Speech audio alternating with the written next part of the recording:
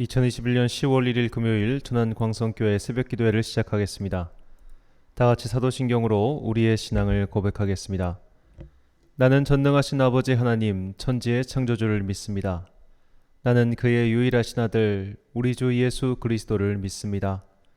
그는 성령으로 잉태되어 동정녀 마리아에게서 나시고 본디오 빌라도에게 고난을 받아 십자가에 못 박혀 죽으시고 장사된 지 사흘 만에 죽은 자 가운데서 다시 살아나셨으며 하늘에 오르시어 전능하신 아버지 하나님 우편에 앉아 계시다가 거기로부터 살아있는 자와 죽은 자를 심판하러 오십니다. 나는 성령을 믿으며 거룩한 공교회와 성도의 교제와 죄를 용서받는 것과 몸의 부활과 영생을 믿습니다. 아멘. 찬송가 337장입니다.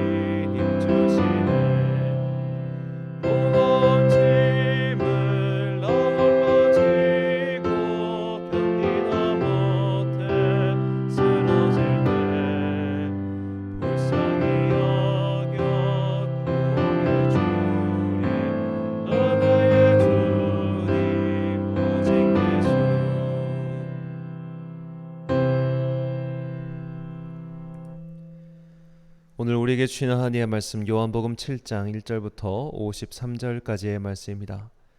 요한복음 7장 1절부터 53절까지의 말씀. 이제 봉독하겠습니다. 하나님의 말씀을 경청하십시오. 그 뒤에 예수께서는 갈릴리로 두루 다니셨다. 유대 사람들이 자기를 죽이려고 하였으므로 유대 지방에는 돌아다니기를 원하지 않으셨다. 그런데 유대 사람의 명절인 초막절이 가까워지니 예수의 형제들이 예수께 말하였다. 형님은 여기에서 떠나 유대로 가셔서 거기에 있는 형님의 제자들도 형님이 하는 일을 보게 하십시오. 알려지기를 바라면서 숨어서 일하는 사람은 없습니다. 형님이 이런 일을 하는 바에는 자기를 세상에 드러내십시오. 예수의 형제들까지도 예수를 믿지 않았기 때문이다.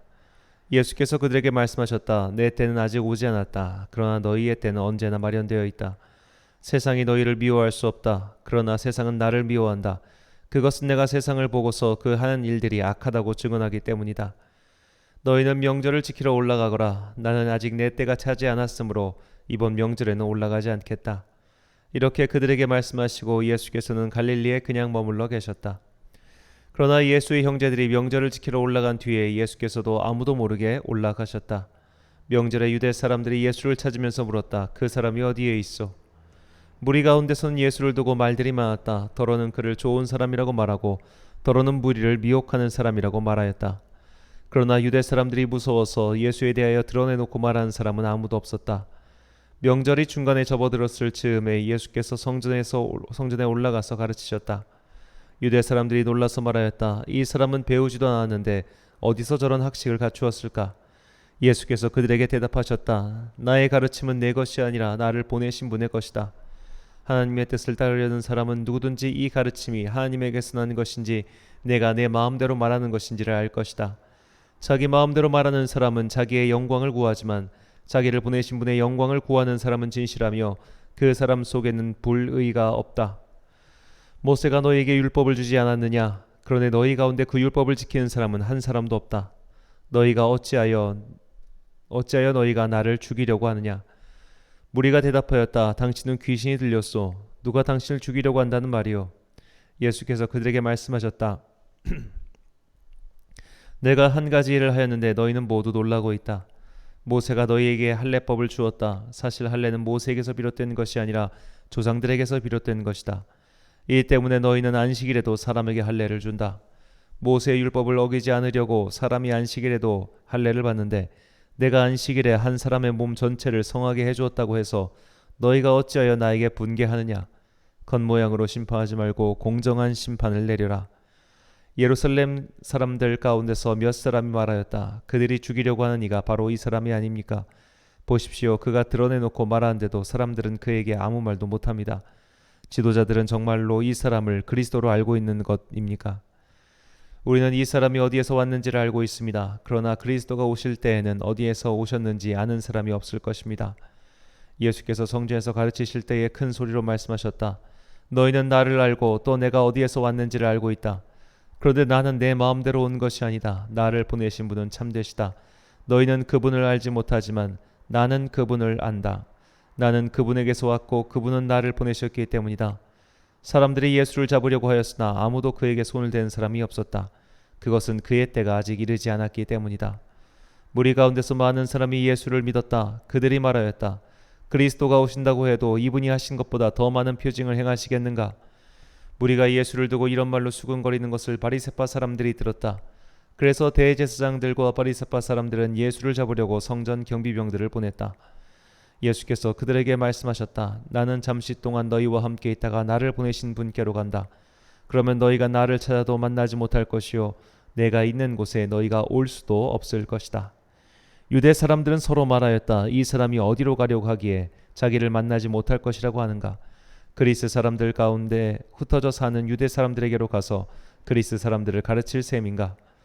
또 너희가 나를 찾아도 만나지 못할 것이요 내가 있는 곳에 너희가 올 수도 없을 것이다. 한 말은 무슨 뜻인가? 명절의 가장 중요한 날인 마지막 날에 예수께서 일어서서 큰 소리로 말씀하셨다. 목마른 사람은 다 내게로 와서 마셔라. 나를 믿는 사람은 성경이 말한 바와 같이 그의 배에서 생수가 강물처럼 흘러나올 것이다. 이것은 예수를 믿는 사람이 받게 될 성령을 가리켜서 하신 말씀이다. 예수께서 아직 영광을 받지 않으셨으므로 성령이 아직 사람들에게 오시지 않으셨다. 이 말씀을 들은 무리 가운데 이 사람은 정말로 그 예언자이다 하고 말하는 사람들이 또 있고 이 사람은 그리스도이다 하고 말하는 사람들도 있었다. 그러나 더러는 이렇게 말하였다. 갈릴리에서 그리스도가 날 수 있을까? 성경은 그리스도가 다윗의 후손 가운데서 날 것이요 또 다윗이 살던 마을 베들레헴에서 날 것이라고 말하지 않았는가? 무리 가운데 예수 때문에 분열이 일어났다. 그들 가운데서 예수를 잡고자 하는 사람도 몇 있었으나 아무도 그에게 손을 대지는 못하였다. 성전 경비병들이 대제사장들과 바리새파 사람들에게 돌아오니 그들이 경비병들에게 물었다. 어찌하여 그를 끌어오지 않았느냐? 경비병들이 대답하였다. 그 사람이 말하는 것처럼 말한 사람은 지금까지 아무도 없었습니다. 바리새파 사람들이 그들에게 말하였다. 너희도 미혹된 것이 아니냐? 지도자들이나 바리새파 사람들 가운데서 그를 믿는 사람이 어디에 있다는 말이냐? 율법을 알지 못한 이 무지렁이들은 저주받은 자들이다. 그들 가운데 한 사람으로 전에 예수를 찾아간 니고데모가 그들에게 말하였다. 우리의 율법으로는 먼저 그 사람의 말을 들어보거나 또는 그가 하는 일을 알아보거나 하지 않고서는 그를 심판하지 않는 것이 아니오. 그들이 니고데모에게 말하였다. 당신도 갈릴리 사람이요, 성경을 살펴보시오. 그러면 갈릴리에서는 예언자가 나오지 않는다는 것을 알게 될 것이오. 그리고 그들은 제각기 집으로 돌아갔다. 아멘. 편견을 벗으라란 제목으로 하나님의 말씀 선포하겠습니다. 전북대학교 신문방송학과 교수인 강준만 교수는 이 합리적 지성인으로 유명한 분입니다. 어떤 분은 말하기를 한국의 글쓰기는 강준만 이전과 이후로 나뉜다고 말할 정도로 많은 존경을 받는 분이기도 합니다. 이분의 평생 주제는 지역감정 극복입니다. 10년 전쯤에 이분의 강의를 직접 들은 일이 있었습니다. 그때 강연 주제도 어떻게 하면 지역감정을 극복할 것인가였는데 이 강연의 내용이 저에게 큰 깨달음을 주었습니다. 강준만 교수님은 지역감정은 극복이 불가능하다라고 전제를 깐 뒤 강연을 시작했습니다. 이 교수 본인도 고향이 목포인데 이상하게 목포 사람을 만나면 괜히 반갑고 더 정이 가더라는 겁니다. 자신의 평생 주제가 지역감정 극복인데 정작 자신이 그 지역감정을 극복할 수 없다는 것을 알게 된 것입니다. 그때부터 이분은 내 안에 지역감정을 부인하지 말아야겠다라고 생각합니다. 즉 내가 고향 사람을 만나면 반가운 것은 당연하다.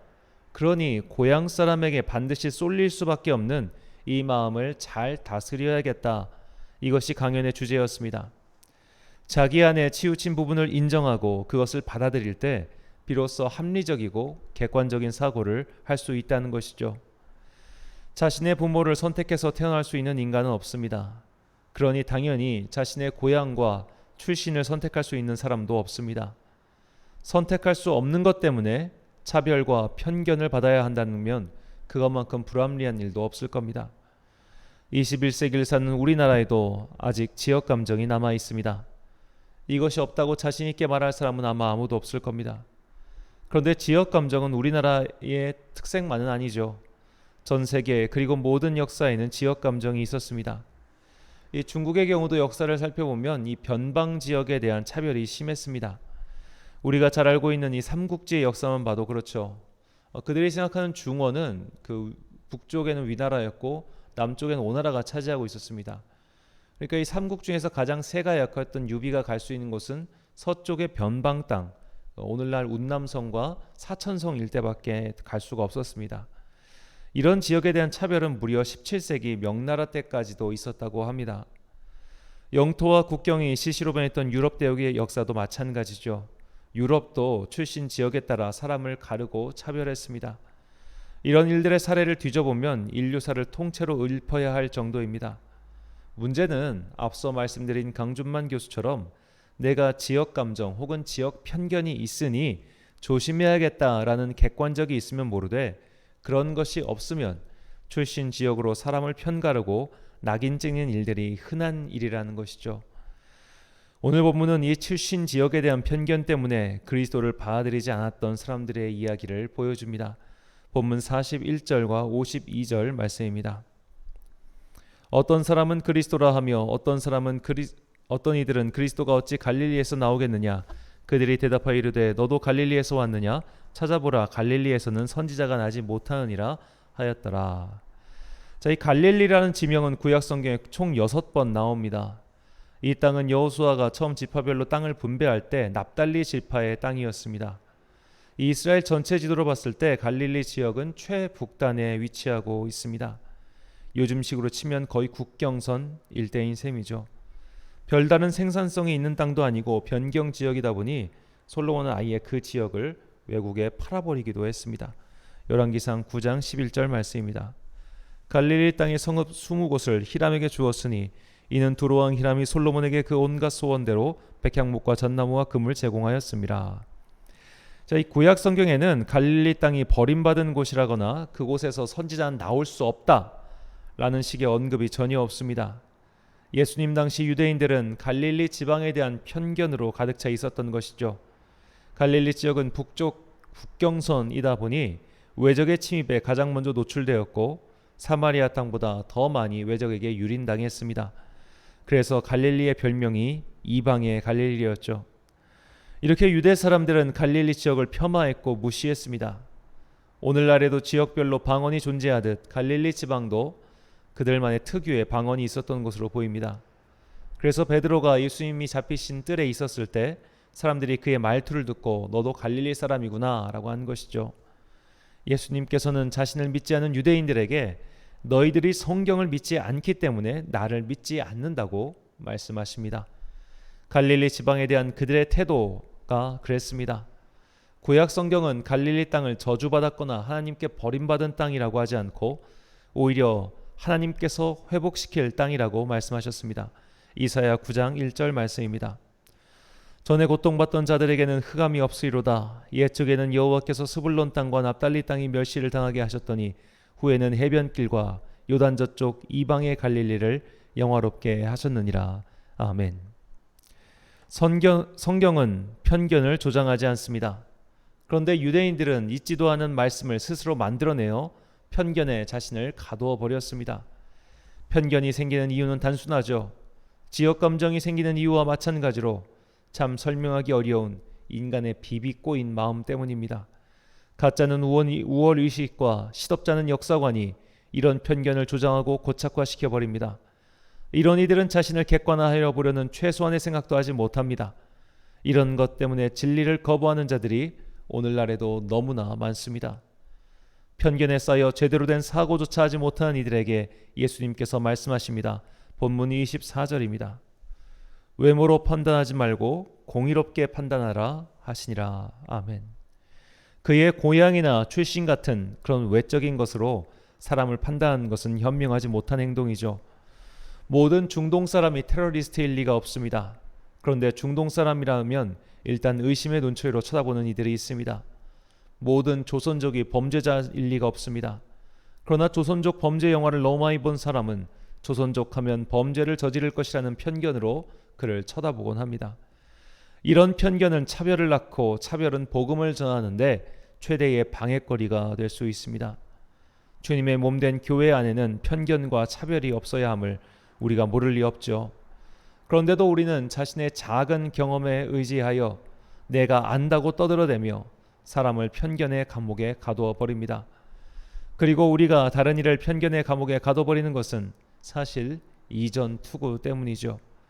저 사람을 배척해서 내가 더 많은 것을 얻고자 하는 욕심이 사실은 편견의 근원입니다. 참 신기하게도 일상에 꼭 필요한 전문 직종에게 편견을 가진 이를 본 적이 없습니다. 의사에게 안 좋은 경험이 있는 이가 모든 의사를 편견의 시선으로 보며 배척하진 않습니다. 변호사에게 안 좋은 경험이 있는 이가 모든 변호사를 편견에 쌓여 배척하지 않습니다. 경찰이든 소방관이든 마찬가지죠. 유대인들이 갈릴리 사람들이나 사마리아 사람들을 배척한 이유는 자기들이 모든 것을 독식하고 싶었기 때문입니다. 그것이 경제적이든 종교적이든 말이죠. 과거에 조선 후기로 접어들면서 이 조선 8도 중 최북단인 평안도와 함경도 출신을 경원시했습니다. 그들에게는 과거의 길도 제대로 내어주지 않았다고 하죠. 오죽하면 민족 독립운동에 있어서 최대의 공로자이며 일꾼이었던 이 도산 안창호 선생의 고향이 평안도인데 이것 때문에 주변 사람들이 굉장히 안타까워했다고 합니다. 사람들이 말하길 당신이 안씨가 아니었거나 혹은 평안도 출신이 아니었다면 당연히 대한민국 임시정부의 초대 대통령은 이승만이 아니라 당신이었을 것이다 라고 말할 정도였다고 합니다. 실제로 민족 독립운동사에서 이승만 대통령이 한 일은 없어요. 하지만 그가 양녕대군의 16대 손이었기 때문에 그 당시 아직도 조선시대를 살았던 사람들에게는 그것이 굉장히 큰 명분이었습니다. 출신과 가문이 한미한 안창호 선생은 그의 업적에 비해 너무나 과소평가되었죠. 경상도 출신이 다 독식하고 싶으니 전라도 출신을 배척하는 것이고 전라도 출신이 다 해먹고 싶으니 경상도 출신을 배척하는 겁니다. 남쪽 사람이 다 해먹고 싶으니 북쪽 사람을 배척하고 중앙의 인물들이 다 해먹고 싶으니 지방 출신들을 배척합니다. 동서고금 지금까지 이어온 모든 편견의 근원은 이렇게 독식하고 싶은 욕심에서 비롯되었습니다. 왜 미국 사회에서 인종차별이 끊이지 않겠습니까? 왜 지난 대통령이었던 트럼프가 그토록 많은 백인들에게 지지를 받았겠습니까? 자기 것을 빼앗기고 싶지 않은 인간의 욕심이 고스란히 드러난 것이죠. 이 욕심을 버리지 않으면 편견에서 벗어날 수 없고, 편견에서 벗어나지 못하면 진리를 볼 수 없습니다. 이 지구상에서 일어나고 있는 그 수많은 문제들, 민족과 민족이 싸우고 나라와 나라가 전쟁을 계속하는 이 구도는 바로 이 욕심 때문임을 잊지 말아야 합니다. 잠언 28장 25절 말씀입니다. 욕심이 많은 자는 다툼을 일으키나 여호와를 의지하는 자는 풍족하게 되느니라. 아멘. 사랑하는 천안광송교회 성도 여러분, 그리고 이 새벽을 함께 깨우고 계신 귀한 주님의 자녀 여러분, 내가 가진 편견은 무엇입니까? 나는 아무 편견도 없고 다만 내 경험상 그들은 그런 사람들이야 라고 규정지어 버린다면 그 자체가 편견이고 성급한 일반화의 오류라는 것을 잊지 마십시오. 오류는 진리를 가로막는 적입니다. 편견과 오류에 빠지지 않도록 항상 기도하십시오. 기도의 시작은 자신의 내면을 관조하는 것입니다. 말씀의 거울에 비추어 자신의 내면을 먼저 바라보는 사람은 자신의 눈을 가리고 있는 편견과 오류의 꺼풀을 하나씩 벗게 될 것입니다. 이를 위하여 항상 성령님의 도움을 구하십시오. 내가 얼마나 욕심의 꺼풀을 쓰고 상대를 바라보고 있었는지 깨닫는 방법은 오직 성령님의 도움뿐입니다. 오늘도 기도하는 가운데 자신의 편견과 오류를 깨닫고 그것들을 하나씩 버려가는 주님의 자녀들이 되시길 간절히 축원합니다. 기도하겠습니다. 사랑과 은혜가 충만하신 아버지 하나님, 우리는 욕심의 꺼풀에 씌워 말씀에 있지도 않은 것을 진리인 양 껴안고 살았습니다. 그렇게 누군가를 배척해가며 더 많은 것을 얻기 위해 고분분투하였습니다. 욕심의 노예처럼 살았기에 이 땅에 평화가 없었습니다. 이제 우리 안의 욕심을 객관적으로 바라볼 수 있도록 성령님의 조명을 받게 하옵소서. 모든 것을 남의 탓인 양 돌리고 나는 아무 잘못도 없는 것처럼 살았던 거짓과 위선으로부터 하나씩 벗어날 수 있도록 은총을 베풀어 주옵소서. 10월의 첫 번째 날입니다. 이제 올해 남은 시간도 얼마 남지 않았습니다. 2021년의 마지막 분기를 시작하며 오늘도 주님께 기도하기 위해 모이는 주의 자녀들에게 복을 내려 주옵소서. 해가 거듭하고 시간이 지나갈수록 우리에게는 새로운 문제들이 연이어 생기고 있습니다. 내 힘으로 어찌할 수 없는 거대한 죄의 벽 앞에서 우리는 단지 통곡하고 간구할 뿐이오니 오늘도 주님께 간구하는 자에게 소망을 내려 주옵소서. 10월의 첫날 주님의 은총이 우리 모두와 함께 하시길 소망하오며 예수님의 이름으로 기도드립니다. 아멘. 주기도문 하심으로 새벽 기도회를 마치겠습니다. 하늘에 계신 우리 아버지, 아버지의 이름을 거룩하게 하시며 아버지의 나라가 오게 하시며 아버지의 뜻이 하늘에서와 같이 땅에서도 이루어지게 하소서. 오늘 우리에게 일용할 양식을 주시고 우리가 우리에게 잘못한 사람을 용서하여 준 것 같이 우리 죄를 용서하여 주시고 우리를 시험에 빠지지 않게 하시고 악에서 구하소서. 나라와 권능과 영광이 영원히 아버지의 것입니다. 아멘.